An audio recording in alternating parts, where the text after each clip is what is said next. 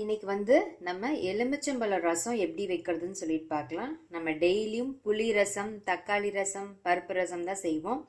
இன்னைக்கு வந்து எலுமிச்சம்பழம் வச்சு ஈஸியான ரசம். அதுக்கு இப்போ பார்த்தீங்கன்னா நான் பருப்பு தண்ணி இருக்குல்ல வேக வச்சு எடுத்து வச்சுருக்கேன். இதில் என்னென்ன இருக்குன்னு பார்த்துடலாம். பருப்பு தண்ணி, ஒரு தக்காளி, பச்சை மிளகாய் எல்லாம் போட்டு வேக வச்சு நல்லா கரைச்சி எடுத்துட்டேன். அப்புறம் பார்த்தீங்கன்னா நான் கருவேப்பிலை, மிளகு, சீரகம், பூண்டு எல்லாமே இடித்து அப்படியே பச்சையாக போட்டிருக்கேன். மல்லியும் போட்டுட்டேன். இப்போ இந்த ரசத்தை நம்ம கொதிக்க வைக்கணும். கொதிக்க வச்சுட்டு லாஸ்ட்டாக கடுகு போட்டுட்டு வரமிளகாய் போட்டு தாளித்து கொட்டிக்கலாம். இப்போ பாருங்க, இந்த ரசம் வந்து நல்லா நொரக்கட்டி வர ஆரம்பிச்சிருச்சு. இந்த ஸ்டேஜில் நம்ம தாளித்து கொட்ட போகிறோம். அதுக்கு வந்து கடுகு, பெருங்காயத்தூள், வரமிளகாய் போட்டு நான் தாளித்து கொட்டிடுறேன்.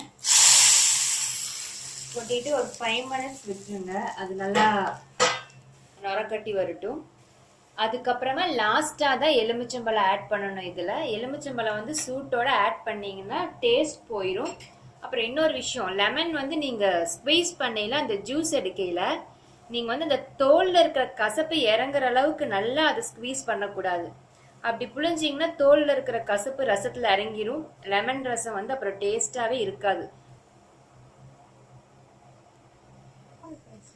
இந்த ஸ்டேஜில் ரசத்தை ஆஃப் பண்ணிடுங்க.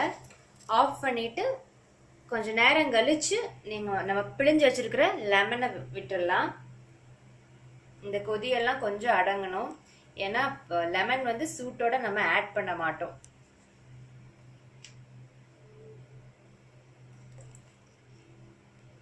இப்போ லெமன் ரசம் ரெடி ஆயிடுச்சு.